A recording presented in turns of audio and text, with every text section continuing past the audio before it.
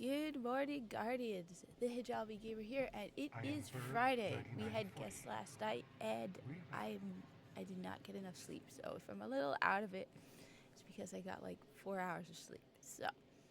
But as always, marketing director cannot stop marketing.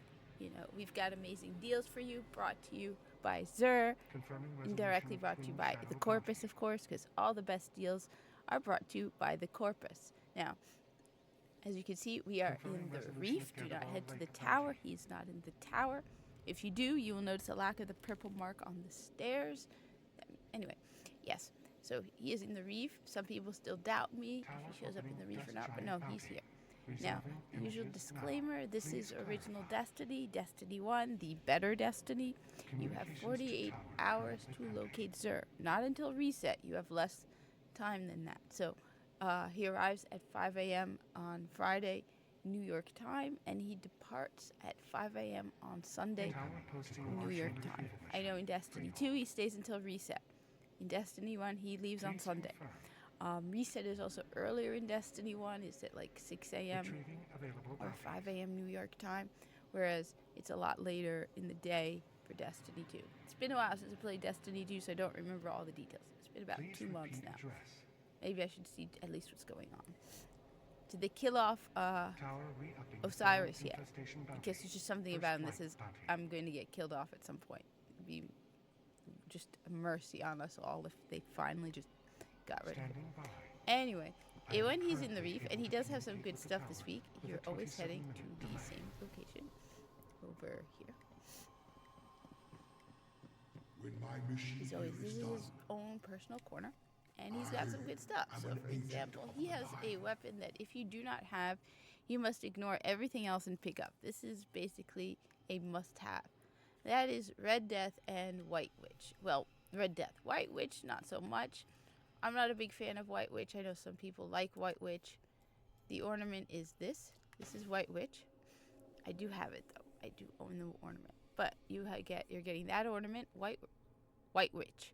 Now, Red Death is one of those weapons that I always carry with me. Highly recommend. It is a must because it has this perk here, Red Death.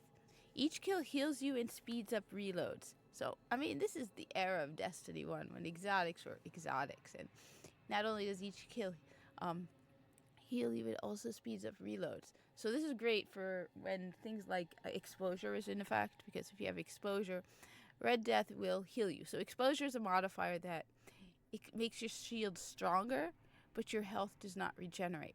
This will regenerate your health for you. So exposure usually shows up in nightfalls,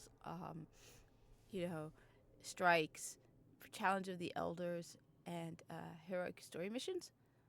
In addition, if you're just doing something and you're having difficulty with it, Red Death is great because it will accelerate healing. Because every kill again you do gets you more health.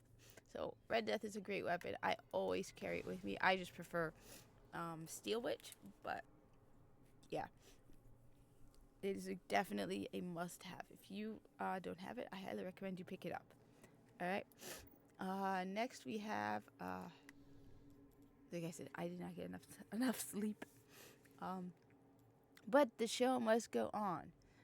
Monte Carlo and Royal Flush, another weapon I do like.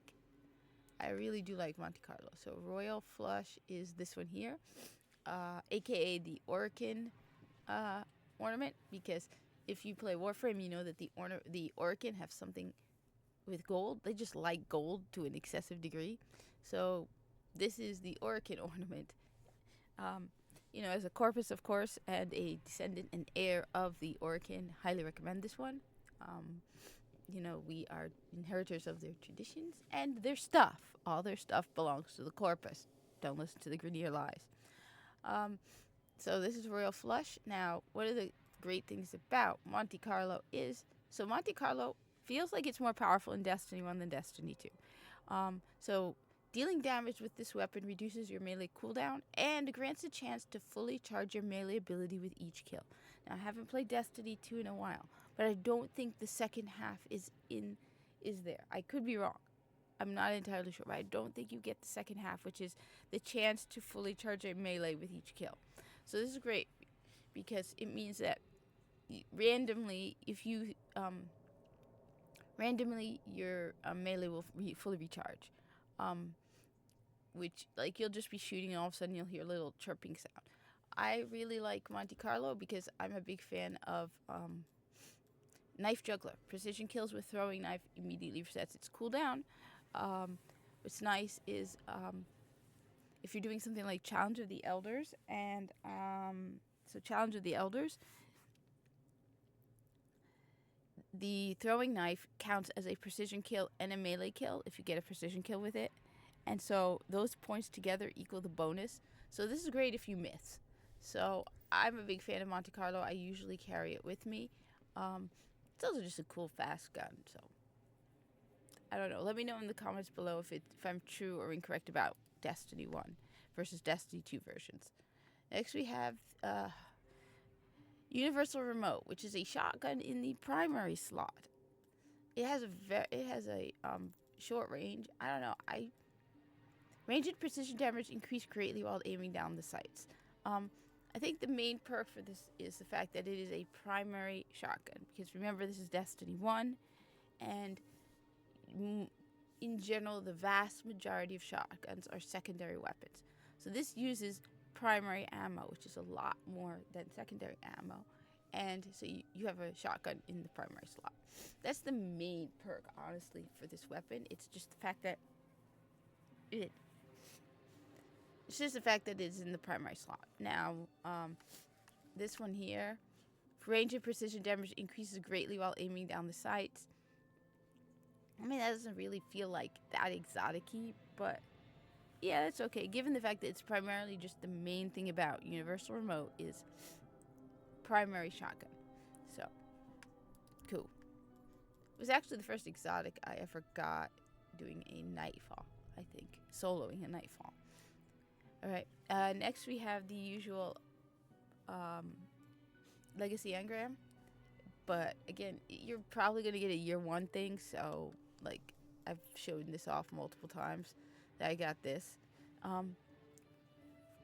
Some first year stuff will unlock the second year, but the majority of them don't. So yeah, I mean I literally got this with my hunter. I got a Legacy Engram, took it to what's his name, the Cryptarch in the Reef, and he gave me that. So anyway, so now we have here the Taikonaut, which I'm not sure if it breaks I think it breaks the Corpus rule. I think the roundness of it makes it kind of breaking the Corpus helmet rule. But all rocket launchers gain tracking. Radar remains visible while zooming with heavy weapons. Okay, I like this though. And heavy ammo drops more often. Alright, Titans, I'm very jealous. I am definitely very, very jealous. This is awesome. All rocket launchers gain tracking. Radar remains visible while zooming, and heavy weapons. Okay, I like this one. You know what? This is probably going to be the top. It looks bulky.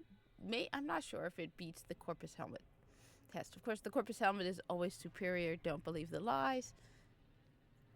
Right. Next, for the hunters, we have the ATS Arachnid. I mean, at least the Taikonaut is a short, sweet name. Just grab your Taikonaut. Doesn't make sense. I think it's Chinese for...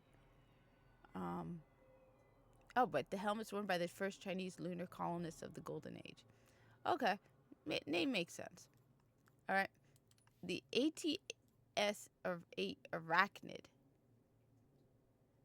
Okay. Your golden gun zooms in for accuracy when aimed and can be kept ready for longer. This really feels more like a Crucible thing. Being able to aim and having it up for longer feels more like a Crucible thing. I'm pretty sure there are other reasons to use it. I don't think I've ever used it. I definitely have it, but I don't think I've ever used it. But it definitely feels like it's something you would benefit a lot from in the Crucible. Let me know if you know of any like PvE moments when you'd use this. It's okay, but the Titan one is definitely way cooler. Then you have Ophidian Aspect. Improved energy drain and weapons ready and reload very quickly. Alright, I am not sure what that is. I think that's a Void Warlock thing. Improved energy drain, weapons ready and reload very quickly. You know what? I'm going to give it to the Warlocks as number 2 this week. So the top best one is, of course, the Titans with the heavy ammo. It's a toss-up, really, between the Warlocks and the Hunters, but I'll give it to the Warlocks. You know what, Warlocks? So you cannot tell me I never threw you a favor, all right? I'm being nice to you this time, all right? Normally, I would probably let my Hunter bias place the Hunters first, but you know what? I'm tired, and I feel for you guys. I've been bullying you all the time. All right, Warlocks, you get it this time. So first place is Titans, second place is Warlocks, third place is Hunters. All right. So like I said, don't say I never did do any favors now. All right, Warlocks. And then we get the usual other collectibles. You need this stuff. You need it, especially the heavy ammo, since 3 of coins are cool, but definitely heavy ammo since. Anyway, thank you for watching. Like, comment, subscribe, and I hope to see you in the tower. Yeah. I did get Space Marine 2, by the way. It's awesome.